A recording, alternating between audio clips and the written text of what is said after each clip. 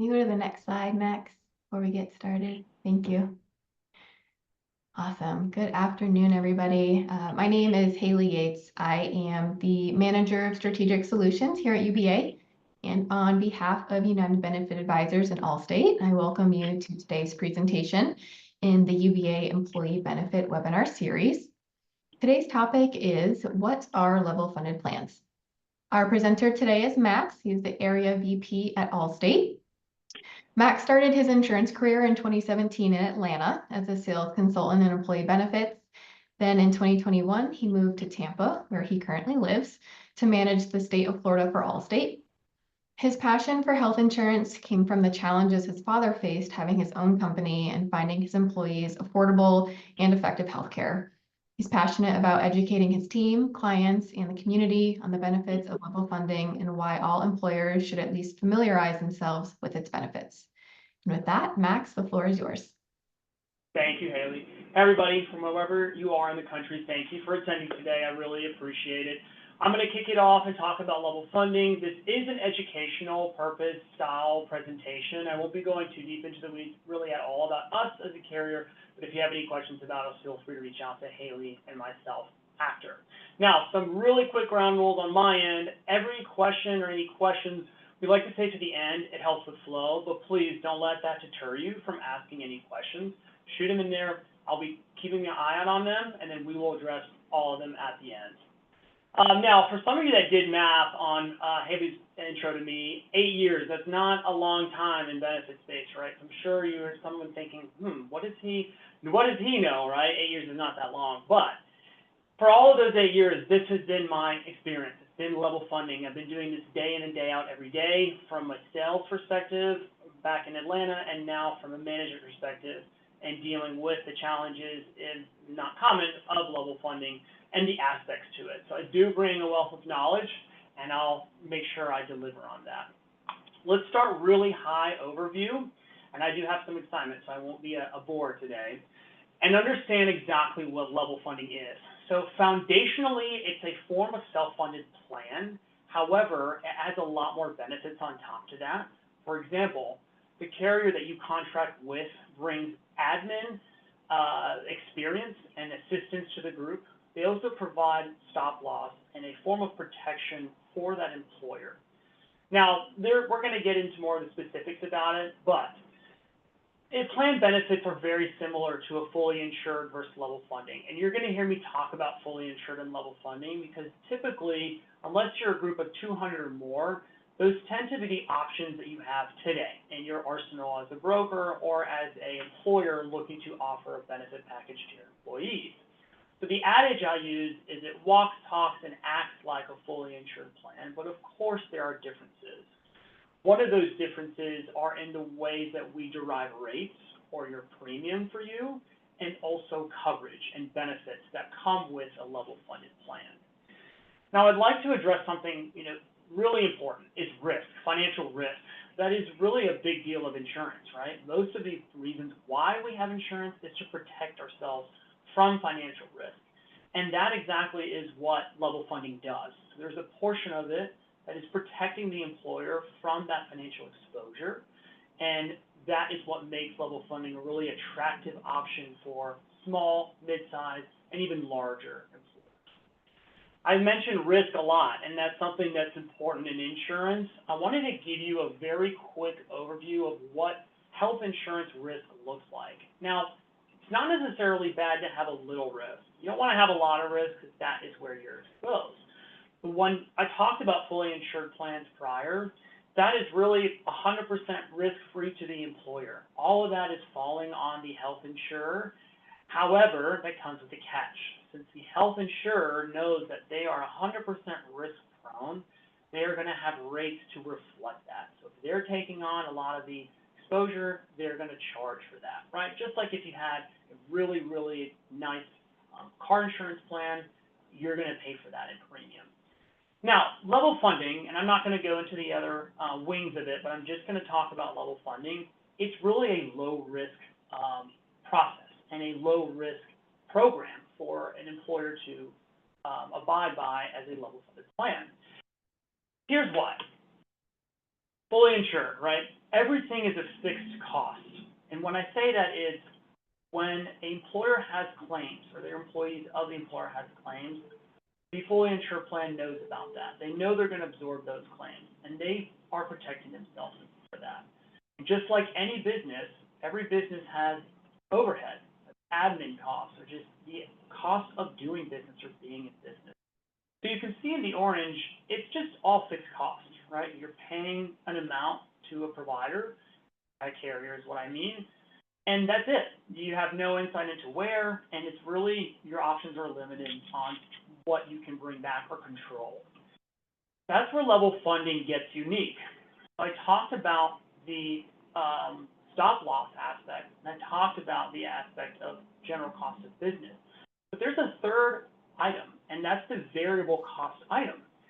And your variable cost item is where you have the cost savings or the potential for cost savings, right? So if you were to pay premium to a level funded carrier, they're actually going to split up the bill very comparatively to this slide. They'll take a portion from each and allocate that to cover the admin costs, stop loss, the claims fund, or the claims liability. So it's key to look at this top box as, okay, this is a separate aspect of the plan that the carrier is tracking and the employer is contributing into. And the variable cost of this plan is where the savings come into play.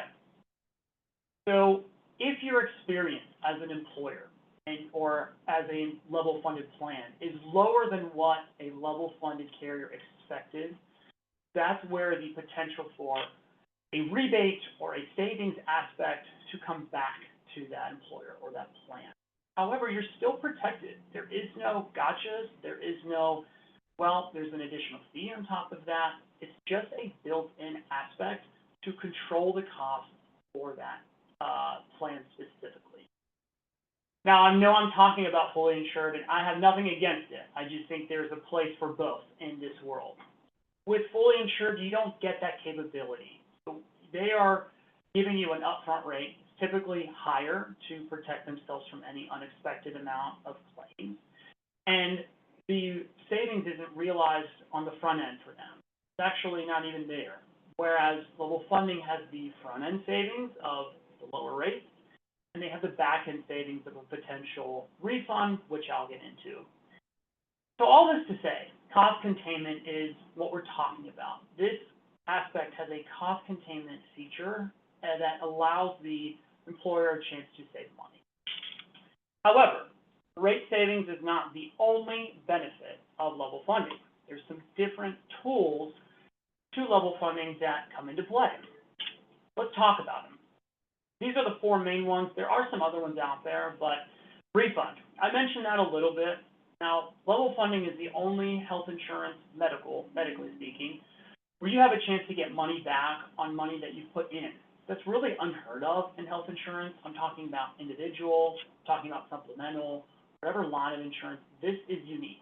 I'm going to spotlight this benefit in another slide because there's some aspects to it I'd like to address. Moving down the line, flexible benefit options.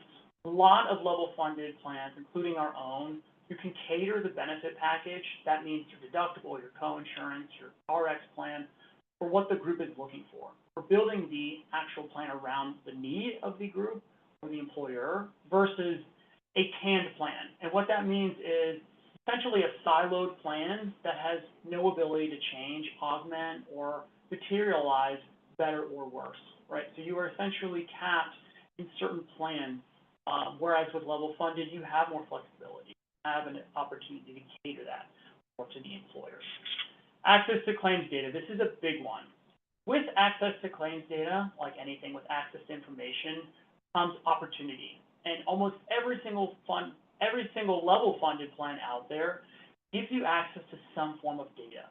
Data gives you the ability to work with the employer or the employer to understand what's going on. Also at renewal, it gives you that ability to shop the market and look what else is out there. As a carrier, we want to know how the group ran. If they ran great, that's a good prospect for us. If they didn't run so great, that's okay. Let's see what those claims were and then make an assessment on if they're a good fit for us or not. Keep in mind that is a huge benefit to a level funded plan is access to data, whereas it's not necessarily common with fully insured unless you hit a higher mark in groups. Then last piece of an advantage is these sizes. It's not a plan for a 100+ employee group only. It can be, but it's actually for those small employers. If you think about it, the small employers are really the ones that are in need of cost-saving benefits and really cost-saving opportunities. Many small employers that we work with are looking to drop their bottom line as low as possible, and level funding gives you that opportunity to do so. There are a few more steps I'll get into, but if they are willing to go through those steps, they have a chance to really save their business a lot of money. Then I'd highlight the refund potential because it's truly unique and it's something that employers and brokers should really consider. But yeah, you do have the opportunity to get money back at the end of the policy. Now that is contingent on a couple things. Number one is claims experience. What that means is if we as a carrier predict a group to run a certain way in terms of the amount of claims, the style of claims, and it comes out less than we expected, there is margin there. That's the variable amount I was talking about. Whatever is left of that variable amount, we can give back to the employer, and there's different ways we get that back. Now, if there is more than what we expected, there is no gotcha. There is no financial liability, and we as the carrier retain that loss. Many level funded carriers understand that adage of it could come in lower, it could come in higher. Now, I talked about a refund. Let's get a little bit deeper on what that means. It is contingent on what the carrier says is eligible for the group. So some offer 50%, some offer 100% of what's left. It just depends on the contract that you sign. Many level funded carriers offer both, and you can have that negotiation with them on, okay, I think they're going to run well. Let's put them at 100. Now, in terms of the actual payment back, there are different ways you can get that, and this is a luxury. You can get it applied to your next year's benefit, or you can get it in the form of a business check. And that business check is written out to the actual business. It's not written out to the employees, it's not written out to the owner, it's actually to the business. You can use that in your business, you can apply that to a bonus for your employees. There's a lot of flexibility there. And lastly, this is the benefit that directly helps the employer, right? We, as build plans, I'm talking about we as level funding, we as a level funded vendor, we build the plans for the employee and we protect the employee as well as the employer. This is a benefit that goes directly to the employer, that they see money back from a policy that they invested their hard-earned profit in, and that's really unheard of in a health insurance aspect. You have to ring a slight alarm or raise a slight red flag. There are contingencies on refunds. Really important you talk to your carrier rep. I hope there was a better word, but that's the first thing that came to mind. Your carrier rep on what those contingencies are. Some require you to renew. Some take an additional retaining fee on top of that 50 or 100%. I don't want to say, that we're all the same, because we're not. So please ask questions. What is your refund policy? And can you explain to me how that works with the employer? Moving on, again, a reminder before I get into administrative ease. Throw some questions in the chat. There's nothing, too off or too vague, or go for it. I think it's really easy to sell a case or to get an employer to understand the concept and buy in, but how does the plan actually run? That's really important, and that's what I'm getting into today. So we talked about sales in the new cycle, and I'm going to talk about what the front end cycle looks like, but it's really the mid to, I would say, policy term that's the most important. And I look at this as a two-pronged approach. How can a carrier deliver from a servicing perspective and from a compliance perspective? It's both really important. Now, with servicing, it varies. Some carriers have in-house servicing that they do everything themselves. It filters in and they filter it internally. There are other carriers that utilize a TPA, which stands for third-party administrator, and those third-party administrators' sole task is servicing the policy, servicing the group. Either they could silo it to another vendor or they can take care of it in-house. That's really important to have a good servicing front. Not to say that there's more servicing on a level funded case, but if you're an employer and you're trying something new and the servicing aspect is not leveling up, you're going to have doubts. But really ask your level funded provider what their servicing experience or approach looks like. Next is compliance. We're in a very heavy regulated industry. There's no doubt about that. There are some check marks that a group has to meet on an annual basis to ensure that they're compliant not only with the ACA, but at state levels and also federal levels as well, beyond ACA. Now, there are a lot of carriers that do a great job of filing for or assisting in filing for certain deadlines and aspects to be compliant. Another big question is for your level funded carriers, how do you handle compliance for your groups? Do you do a majority of it? Is it 50-50? Am I involved in any way? Really make sure that you know what your responsibility is as either a broker or the administrator, the employer, would have to deal with. So again, not to say that they're hard. These are things that a level funded plan will take care of, and that's a great aspect to it. But it's also important that you ask those questions on how they take care. I mentioned Ben admin. We live in 2024, almost 2025. There are a lot of Ben admin portals out there, and I think they're great. I'd like to highlight some Employee Navigator, Ease, and BSwift. They are foundationally some of the strongest vendors in our market. They do things well, they're clean, their ability for error is low, and we as a level funded carrier work really well with them. I know UBA does as well, but there are many other options out there. So if in some way, shape, or form you are siloed or made to go through one vendor, which I highly doubt, a lot of level funded carriers have streamlined their integration and their servicing with these vendors. Not that you're doing the old style, here's a form, I need to terminate someone, or hey, how do I add somebody? You can actually do it all through these vendor portals, which is a really attractive aspect for an employer who's either new to level funding or actually just starting a benefit package for the first time, and they're concerned that their HR person, if they even have one, is going to run point on. Some must-knows. I think it's funny if you guys have ever seen like a Humira commercial or an injectable drug, those really expensive ones. They talk about how great it is, and they show like the perfect green picture, and then at the end, it's like 10 seconds, and it's this guy like rapid firing on all the must-knows or like the catches. I'm not going to do that to you. I'm going to lay it out straight, and I'm going to talk the exact same way. Level funding is not a guaranteed issue product, meaning we don't say 100% you are going to be covered by us if you go and submit a proposal. It's subject to underwriting, and if we as a level funded carrier or any level funded carrier deems that it's too risky or there's too much medical exposure to the carrier, they can deem it as a decline to quote, or they can basically not offer you a rate. Now, I'm not going to say that's not common. It's not necessarily common. It's really contingent on the group.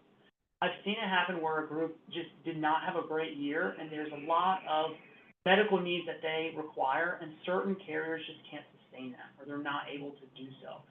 So again, it's not to scare you. It's just to remind you that, hey, there are situations where it may be a vendor that's not willing to provide a proposal. That's not to count out level funding on everybody, but just not to shock you. Now, this is a big one, and for any broker on here who's done a level funded plan, I'm sure you can shake your head and say, yep, rates are contingent on enrollment. With fully insured, it's really you show up, you pick your plan, you enroll, and you can give 10 employees, you can give 100, and they're essentially the same. Some variances, of course. With level funding, it is different. Our rates are contingent on the census or the enrollment. So a group of 20 has a very different rating scale, or could have a different rating scale than a group of 10, especially if they're in a different part of the country, or they're a different style of group, meaning they're working in different industries. So the only reason I bring that up is it's really important to have your enrollment at least semi-firm or just close to where you think it's going to land, so there's no variations in rates, which makes you as a broker look good, or you as an employer look good to your employees. Now, those are some like ear perkers, some red flags, as I mentioned, but these are the ones I'm going to address are some good things. You can get really creative with level funding. Think about HRAs, HSAs, you can build gap plans in, you can, pair multiple plans together. There's various players in our space, and when I say ours, I mean level funding, that bring a really new age approach to benefits. Of course, there's always risks to it, but if you're someone who's prone to try new things, or you really want to get creative, level funding is the place to do that, especially if you're in a really competitive market as a broker or as an employer. If you're trying to retain employees, or if you're a broker who wants to attract a different style of group, you can get really creative with things like reference-based pricing or fully insured with a non-network aspect. It's really contingent on what the level-funded provider offers. But one point in this is there's a lot out there. So don't count out just because one carrier does level funding one way. It doesn't mean another level funding carrier does it the same. Commission. So as a broker, there are a lot of you on here that wear a lot of hats, not just a consultant. You're wearing HR, you're dealing with payroll. There are many benefits to level funding because typically they pay you more, and typically you can scale that pay, right? So sometimes it's a PPM, sometimes it's a percentage of the total monthly premium. So if you need to boost yourself in payment because you're doing a lot of other things, or if you want to reduce your commission because you want to bring the best possible offer to the employer, you can do so. You have that flexibility to do so. So keep that in mind. I mentioned this before, but just another tag here. Always consult with your carrier rep on the level funded specifics and options.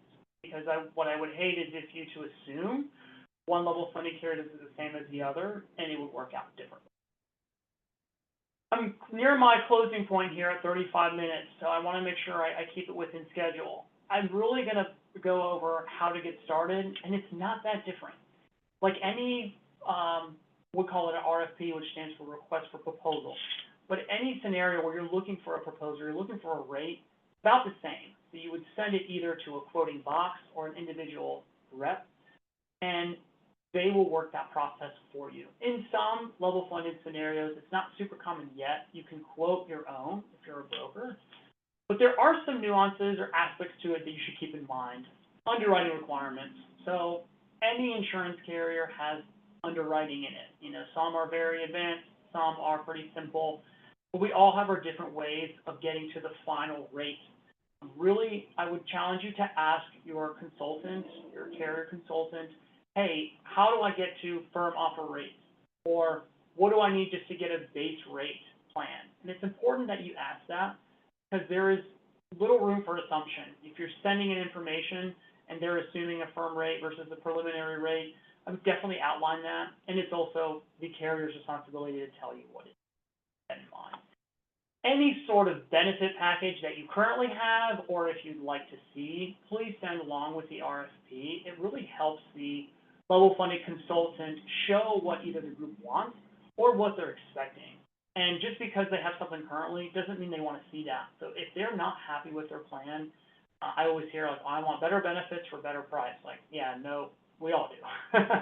But if you give us a little more aspect of, hey, they like to drop a deductible, but they're okay with a lower co-insurance or what have you, it really helps cut the back and forth between us as the vendor and you as the broker on figuring out what they want.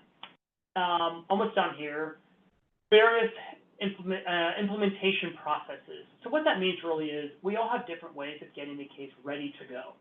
And it's really important that we find out that process early on, because if you're dealing with 2 weeks left in the month, we need to get you access to certain portals, or we need certain documents that may not be handy, like a wage and tax, or there's just certain aspects of carriers that they need to, by certain dates, build the group in their policy to hold that effective date.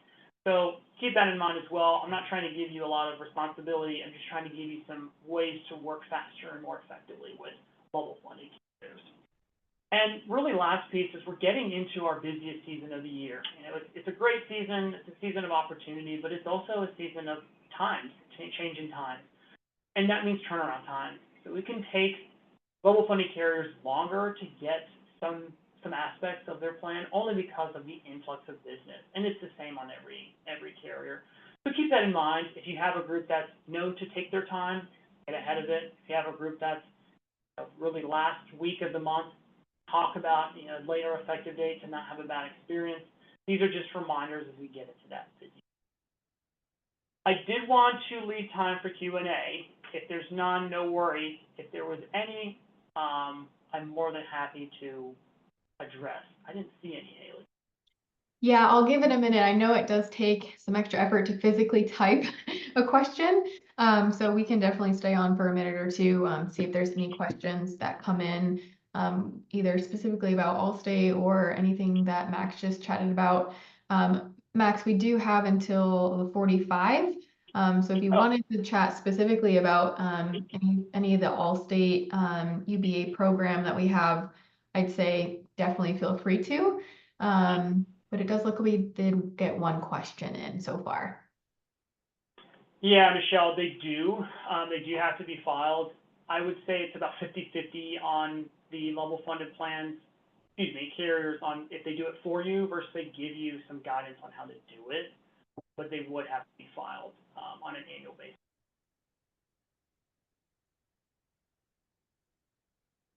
And, while we wait, if any questions continue to come, if you're on the fence about it, it doesn't hurt just to try it. It doesn't hurt just to quote, to see what it's like. With a lot of level funded carriers, they get that it's not the norm today, so there shouldn't be any pressure or some expectation that, oh, you're moving forward. All I ask is if you're in a position of, oh, my group would qualify for this, or I have an employer that may be open to this, give it a shot. It's definitely something worth trying. Julie, yes, you will be getting a copy of the presentation, of the recorded presentation, I believe. So you will get that, yes.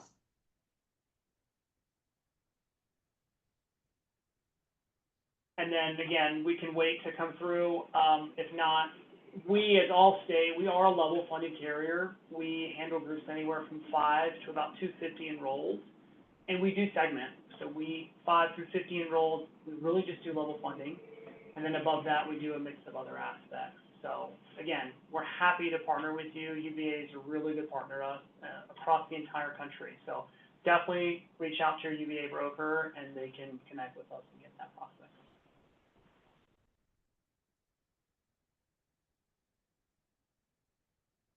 Any other questions? But we have Max, and I know this always happens to me. If anybody thinks of something after the call, feel free to give me a shout, or Max directly, or if you are a client, feel free to reach out to your broker. But we're always here to help or direct you to the right person. So if anything comes up, we'll help get you figured out there, squared away.